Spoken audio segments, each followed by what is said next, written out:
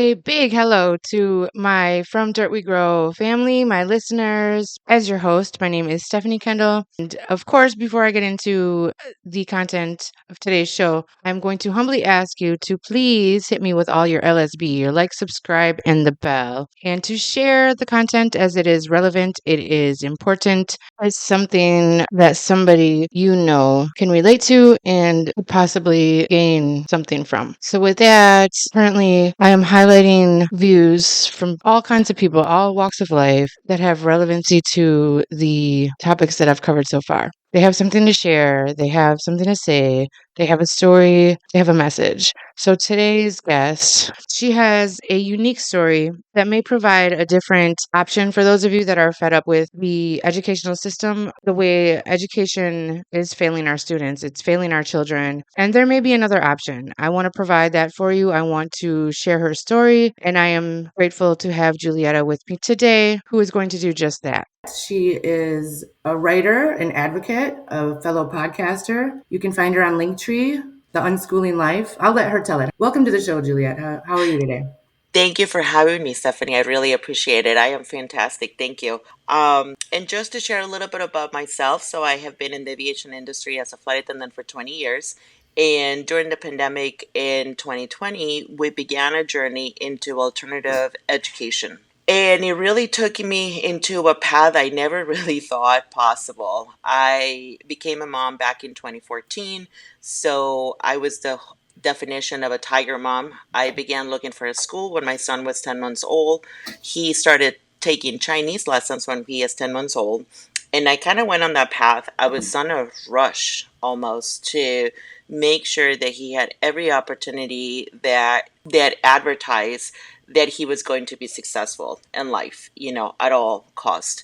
And the pandemic basically they told me that that wasn't acceptable to them, that I needed to listen to them. And I kind of went in a journey of self discovery and trying to listen to them as the people that they are, because they knew exactly what they needed, and started to listen to myself as well as a parent, following my intuition and just going on that journey of discovery and living in partnership with them versus trying to control every aspect of their lives.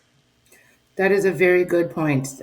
Children have to find their own way. And it's so easy for us as parents to kind of put all our stuff onto and into our children, and we don't allow them the room, the space to find their own person, their own way.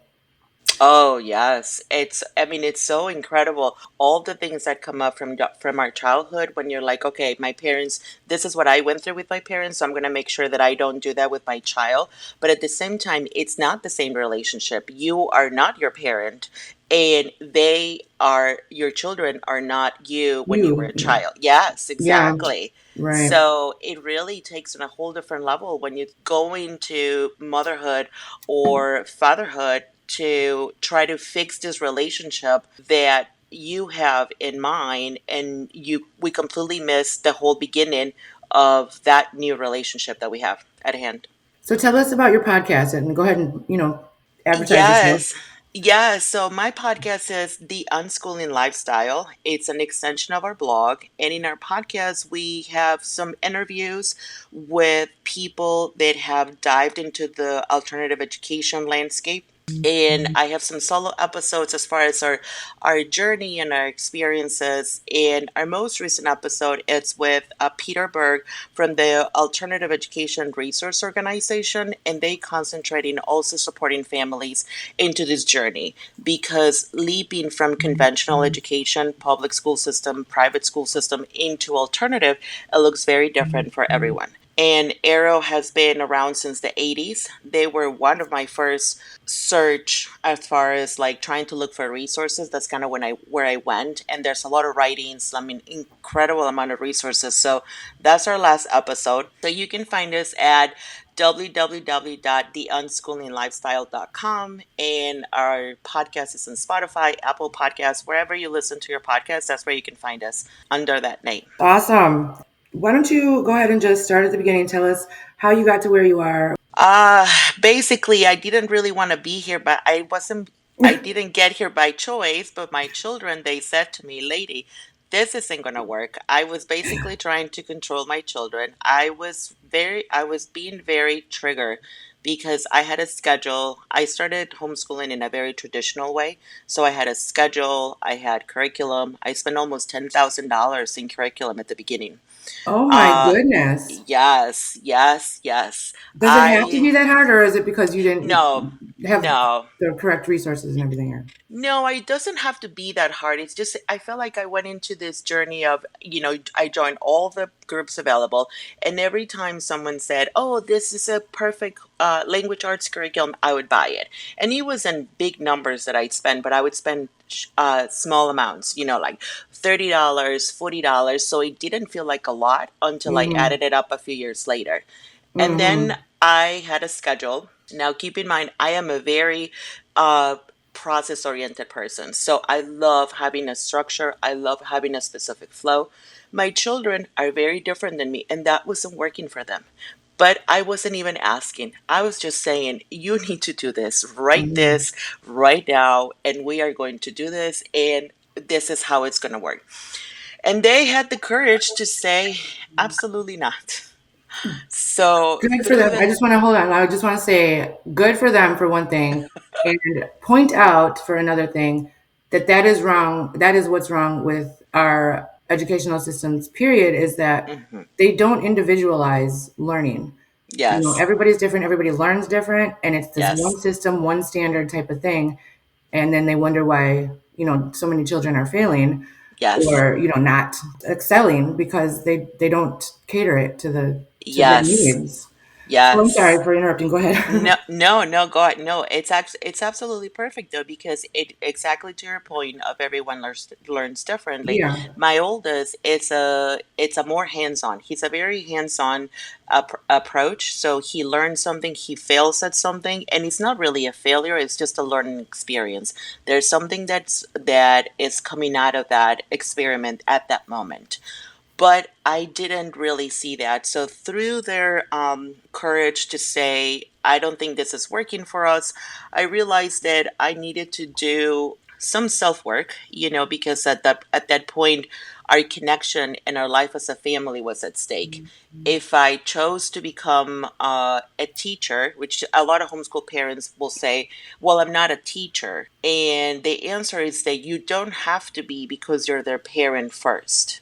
So when you go into alternative education, you don't have to do all the teaching yourself because we don't know everything. Nobody knows everything. So you rely on the connection with your children to be able to foster a learning environment at home and bring in the resources that are needed. For my children, it's mostly hands-on experiences.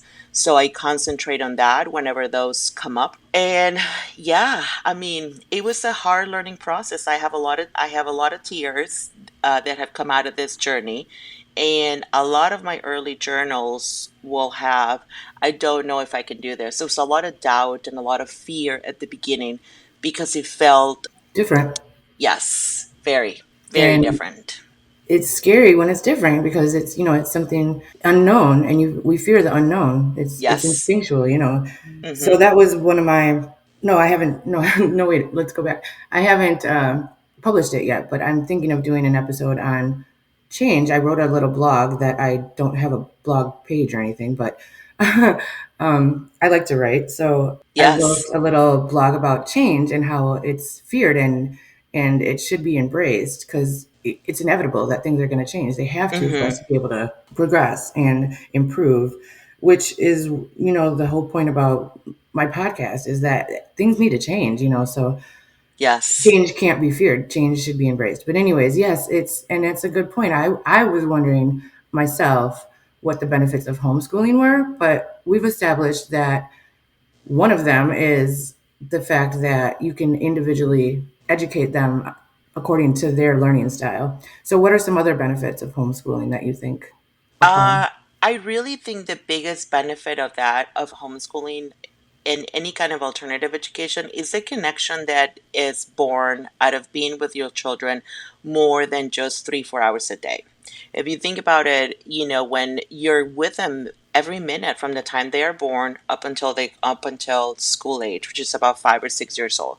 And Mhm. there's a huge transition, and it's so hard for us parents to just go to the school and drop them off out of, just like one day you just go and you're like, okay, like off you go. And so that emotional transition that I never really felt it was right. However, I didn't really think about it, whether it was good or bad. I knew I was expected to do that. So I did, and I ignored every sign in my body that said, you should still be with your kid. Mhm. So as a result of that, during that time during 2020, I had to go back and reconnect with my son in a different way. Not just from trying to do a curriculum, but just connecting with him as a person, because he had spent a great deal of time away from us in school. And I Mhm. was also working, so my work also took me away from home. So that was an additional aspect, an additional void almost that I had to kind of refill. So the Mhm. connection with your kids and the connection with yourself, once we get past the fears, because we reimagine learning again by learning ourselves. So we are learning side by side with our children. So there's this huge transformation that happens that calls you to act from the inside, from what's working for you, and not what people are telling you that you should be doing. So it's a huge shift at that point, and I find it to be the biggest benefit for us because it feels whole. I don't have to wait 60 years until I retire to become a person and to do the things that I like, but I do them alongside my children. And at the same time, I'm sharing with them that I am a person. I'm not just mom. I'm not just a person that's here to give you, food and shelter. That is just something that I love doing, but I love sharing with them. My love for books, my love for podcasting. When I buy equipment, I share with them. We go to the store together. We'll look at it. So there's all these little pieces that they get to see me as a person from the very beginning, and I get to see them as people too, because they're sharing their interests, their questions, and all of that. So we're constantly connecting, and that bond gets stronger as you go on. Yeah, I was gonna say it seems like it makes you closer. I mean, Yes, you know each other, you live with each other, you're related, but how often do you spend that quality time together and actually get to know each other's interests and all that, That's great. absolutely. Hmm. So I'm wondering also, how do you, it's very important for children to have interaction with other children, Yes. with other kids. How does that work for you? I think there's a pre-COVID notion of what homeschooling is. And right now what I call it is a post-COVID homeschooling experience, which means that many groups got started. There are many options. So there are co-ops, there are forest school groups that meet up, and there are like homeschool groups that meet up. Hmm.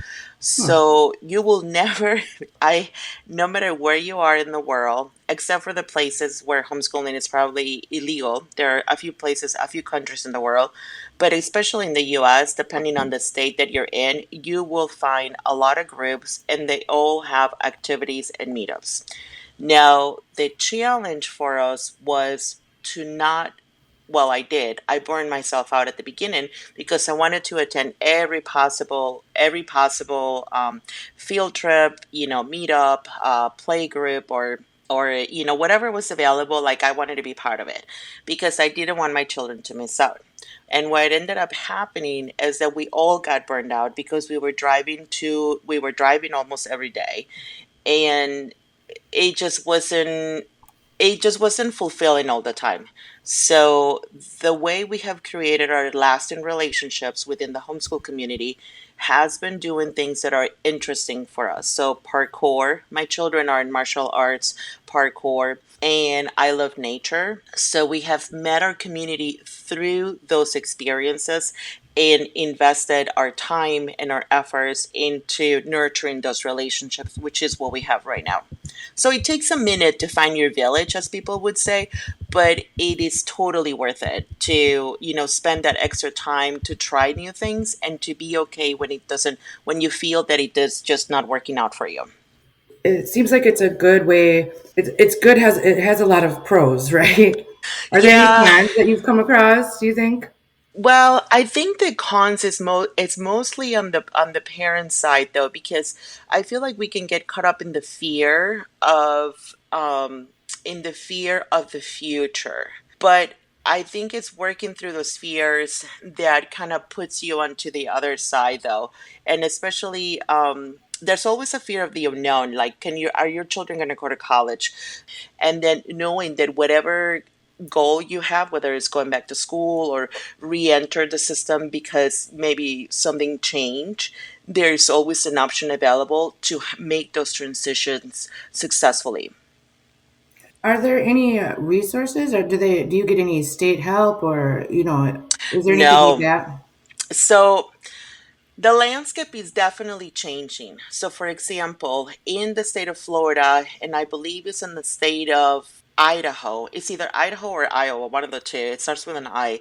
Your tax dollars that contribute to the school system can go with your child.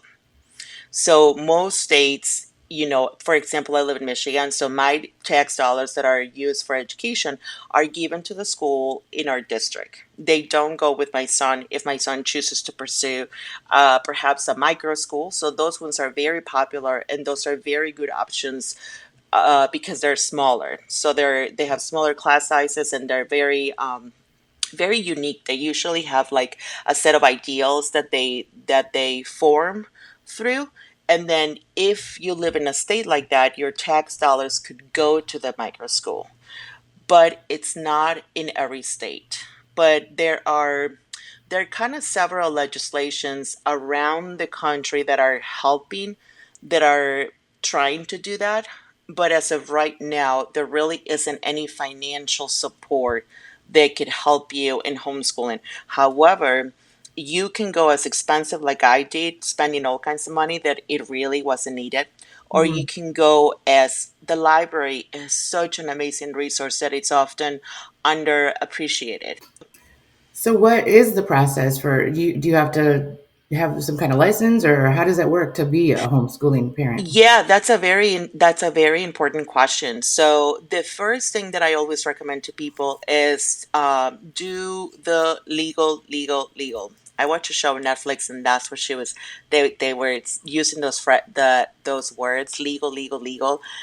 You have to make sure that whatever state you are part of, how your homeschooling laws work, whether it's a registration for him, for example, if you are in the state of Pennsylvania, you do have to register, and then you have to have a person like a social worker that kind of works with you on your homeschooling journey. The state of North Carolina, you just have to register. The state of Michigan, there isn't a registration per se, but there is a homeschool kind of guidelines where you have to teach all of the required subjects. There are no specific ways as to how to teach them, but those are the requirements. By knowing your homeschool guidelines, you will be able to have a starting point for your plan and how you're going to go about it. Because if you have to present like a portfolio like you do in Pennsylvania or in the state of New York, then you're able to work.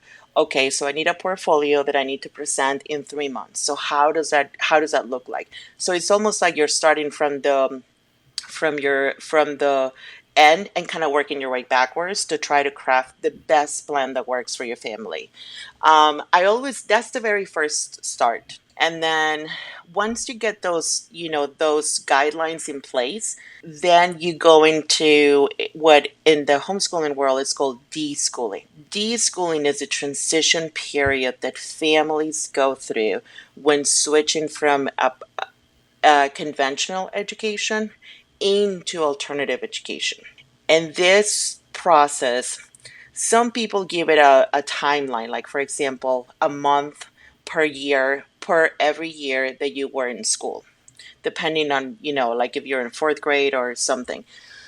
I like to think about it as a process that never ends, but rather it just evolves. So usually at the beginning with the transition of homeschooling, it could be friendships. So you're worried about friendships. And then you start kind of peeling the layers as to, are the friendships that you are thinking about, are they the ones that nurture you? Are they the ones that nurture your children? When you guys spend time together, does it feel good? Does it feel right? And then you kind of like assess the situation. Is The next step usually is the routine. Routine is a big one because when you're in school, there's a very set routine. You have to be up by certain time because you got to be at school at certain time. And then at the end, you do the pickup, the homework, and maybe the activities. So when you have the time in between that you normally didn't have, there's a little bit of like, it almost feels like chaotic because you have to find what works for you. But then it's like that is just like one day at a time. So sometimes you try new things. And I usually recommend just keeping a journal of what works for you. What activities are keeping you like, oh, this is so good, and which ones are keeping you like, oh, I am dreading this activity. As you do that, you reflect and find out what works best for you. That's some great helpful hints there. That's awesome. I don't know anybody that homeschools. I'm new to this. Okay, okay. How does it work at like do the children get a diploma? How does it work? Yes, so there's a few ways that you can get a diploma. You, as a parent, in most states, you do have the ability to basically draft a diploma yourself as a parent, as a homeschool family. There are other online options as well that you can fulfill the requirements or have like a counselor that they have, and then they kind of guide you towards that, and you can get your diploma. You can also get the standard GED that some adults get, when they are unable to finish high school. You can get that. And yeah, usually those are the three options depending on what you are looking for, what you are looking to achieve with such diploma. All right, I didn't know. That's something you learn something new every day. Every day. It's impossible not to learn something, I feel. Yes, yes. Yes. Yes. You had mentioned that you came across you came about this through the COVID thing, right? The whole Yes. thing. And so you did your homework, you did what you had to do, you did your due diligence, and you had this process, and you went through these things, and it kind of stuck with you. Like you didn't go back; they just never went back after Mhm. they're home from COVID, and then you never turned back. And obviously, you're happy with the decision, and it's working for you. What do you think could be changed about the school? What's wrong with the schools today? Oh man. It's Where do such we start? Yeah, it's such a big question. I think for starters is that people, the decisions that are made in school are made all around with children. And my last interview with Peter Burke, he's the one that said this: decisions are being made about school, about children, but not with children. So, and that is the biggest, I think that's a great starting point as far as listening to children, because decisions are being made based on money, based on other people's expectations of the children, based on other people's desires to meet certain metrics. So, none of those decisions are being made in the best interest of the Just of the children. child. Oh, that's good. Yes. I like that. That is Yes. very true, and it's very sad. Yes, Yeah. yes, and yes. I also think that I think there are a lot of good people in the system that are really interested in really providing a safe and helpful environment for the children. But the bureaucracy that exists within the schools is big, and a lot of them actually during the pandemic in 2020, a lot of the biggest advocates that you have in homeschooling and for homeschooling have do come from the public school system. So a lot of people that have knowledge from how things are run in the schools are some of the biggest advocates for homeschooling, and some of them have Which tells you a tried. lot, actually. That tells you a story Yes, right there.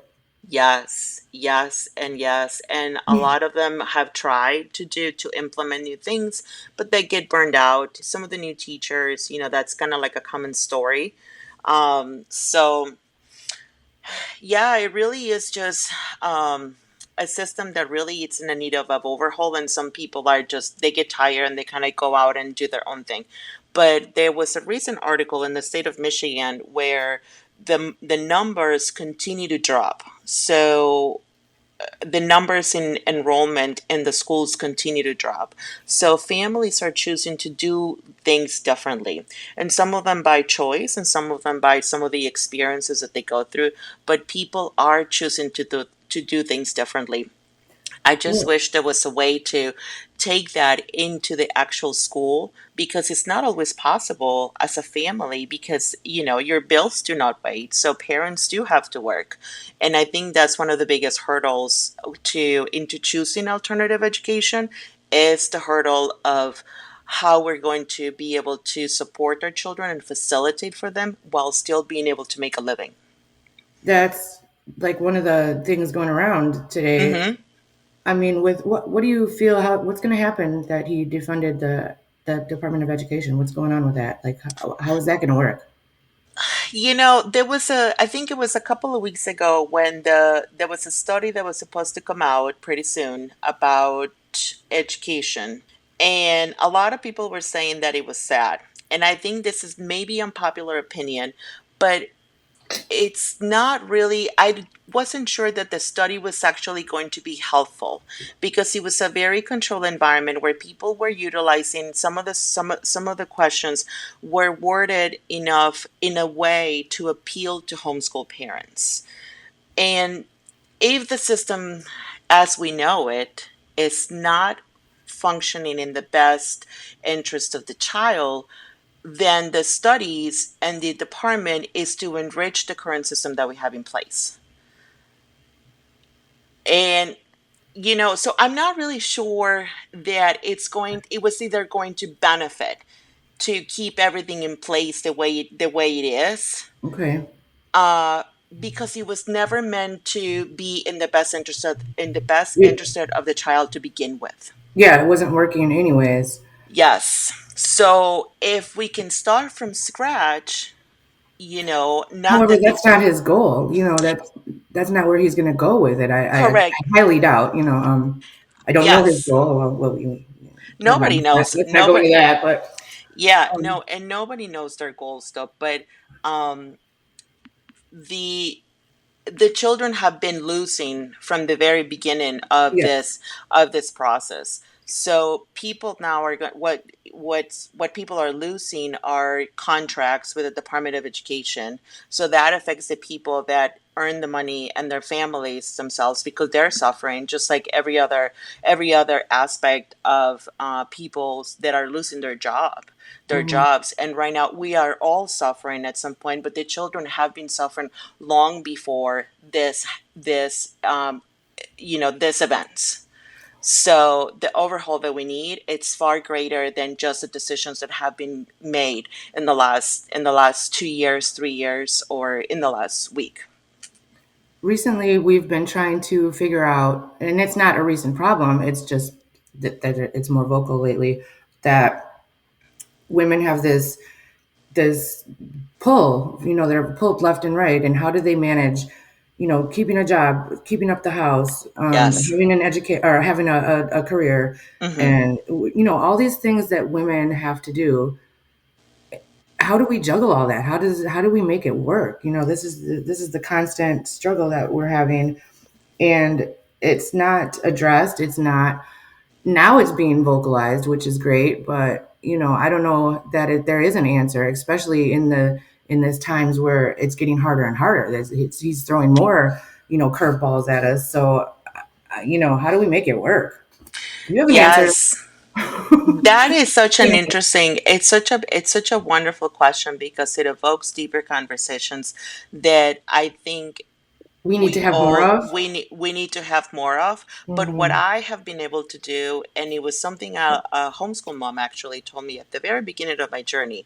She said, and this was talking that we were talking about trying to keep the house clean, trying to drive the children to the activities, all of the stuff, juggle everything, that having a clean home and, clean environment and happy children and happy Hmm. life. But she said to me, she said, you can do a lot of things. You can do anything, but you cannot do everything. Very true. But we And try. but we try, but is it really worth it?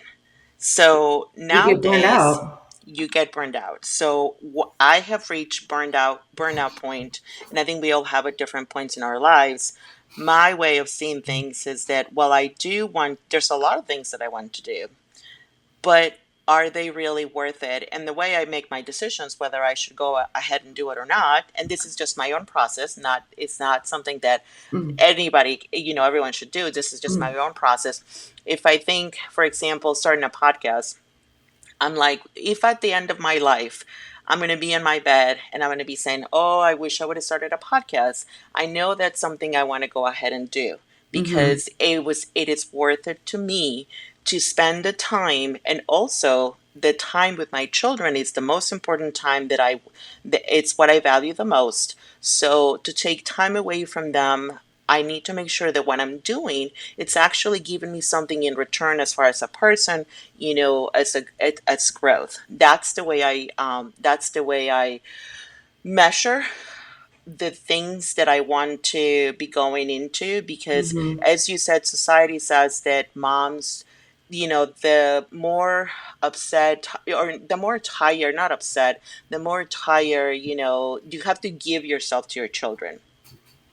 And I find it to be so wrong, because I cannot give to my children if I'm completely depleted.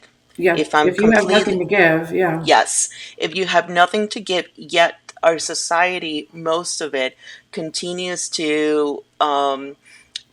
Place these to burdens on us, and yes, yeah, and yeah. to praise people that do that, and to praise the people. So Mm, therefore, if you prioritize yourself, I don't get the praise that another person would get when they're mm. completely depleted and they still manage to go ahead and, I don't Yes. know, create something. So Yes. there's also that, where is your validation comes from.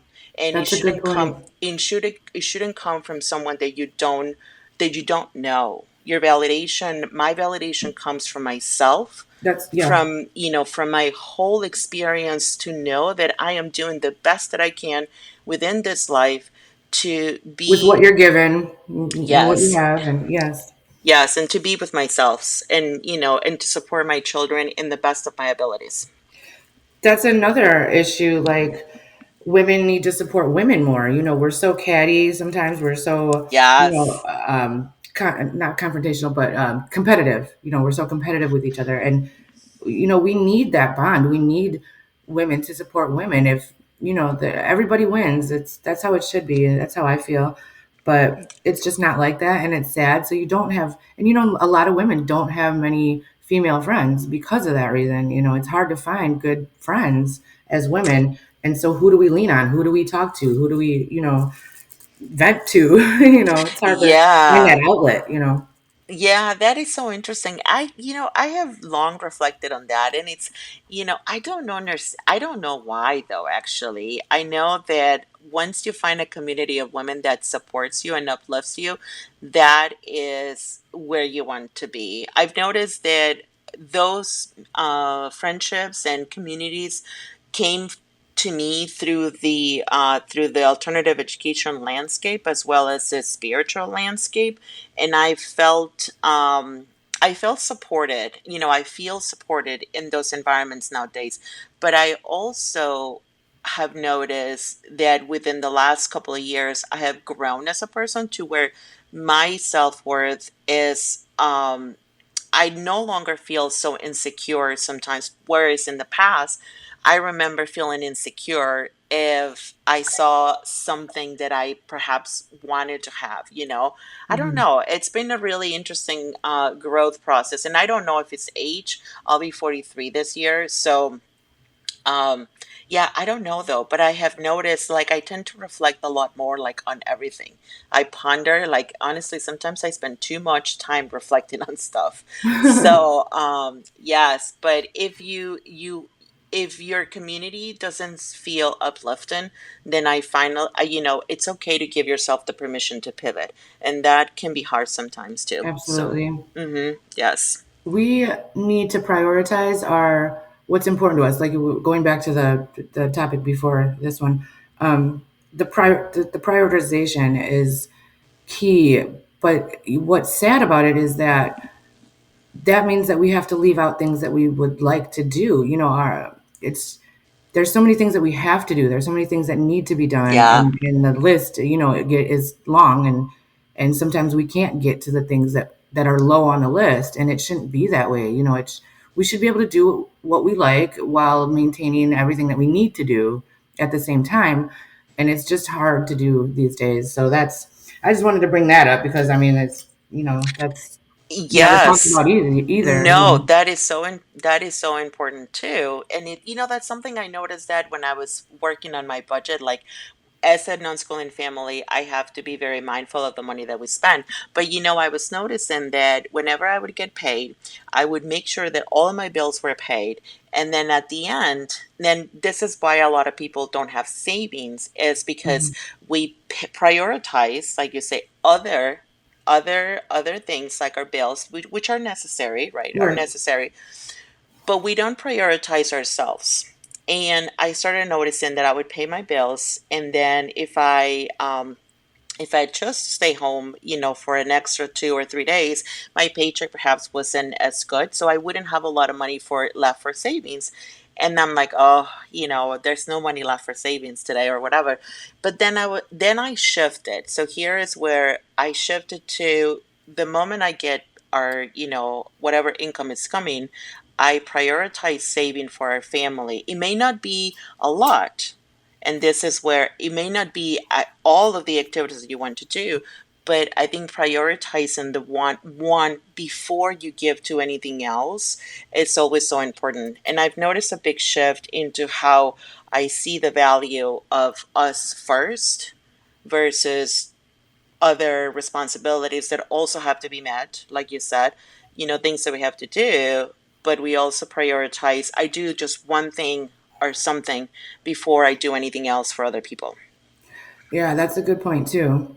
So when you were talking about the savings, out of each check, maybe put a little bit aside, Yes. and then it builds up. But you know what I come to find in that situation, What?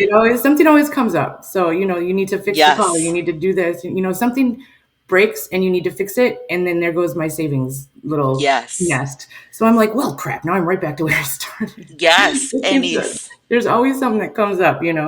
So I don't know. That's there what I is always find. something. No, there is always something, and it's so funny you brought up the car though, because my car was in the shop, and they quoted me an insane amount for a new engine, and I had to make the decision. I'm like, well, obviously this isn't going to happen because it was an insane amount, and then now I don't have to. I want to be able to just take time because I don't want a new car note. I Yeah. mean, definitely no position of paying. The prices of what is happening right now at the moment. So we are readjusting to that change that is coming to our family. But yes, I cannot stress that I cannot Something always comes up. It's like crap. yes, There it I goes. relate with it. But Yeah. again, it is prioritizing your family. It's important. So save a little, Absolutely. even if it's anything, but save it before you pay anything else. So that has been a big shift for us. So I Okay. highly recommend that. That is Yes, good advice. Yeah, that's good to try to work around some of these things, but yes, we just got to find our own way in these times, and it's difficult, and it's getting more difficult. But I feel like this is a good topic as far as the school issues because like you said, they just don't cater to the children, and you're right. As parents, sometimes we just don't cater to the children. yes, We take on that role of, well, I'm the mom, so listen to me. Um, yes. and which is good, but you also need to allow them to have their own voice, and I feel like that's so important. Yes. And so, yeah, so as a homeschooler, catering to it's good because it's catered to your child as far as their learning styles and being able to listen to your child and give them their own voice. And you're spending quality time with your children, and that's awesome because that's what they need. That's what they want. When they're older, they don't remember the things that you buy them. They remember the time that Yes. you spent with them. Yes, So, yeah. and anything that's repetitive, Yeah. in Oh, our yeah. memories. Yeah, so anything that happens like over and over again, and it's a good experience, it tends to be a core memory that we remember. So Absolutely. yes. Well, that's great. I'm so glad your experience, COVID changed a lot of things, but some things for the better, right? Yes, I mean, as one of my friends, Kristen, she said, she was a public school teacher and she went into creating a self-directed education center in New Mexico, and she said, I don't know if I would be here if it wasn't for the pandemic. And same with me. I don't know if I would be here if it wasn't for the pandemic. I basically got pushed into doing something that I thought I wanted to do, but I wasn't brave enough to do it. Hmm. So I know it was devastating for many people. I acknowledge and honor, the challenges that people have been through and went through. Um, but I got pushed into something that I didn't really want to do though, You didn't because have plans of doing before. no, I didn't have any plans, and I didn't have any plans of going deep into my own spiritual journey.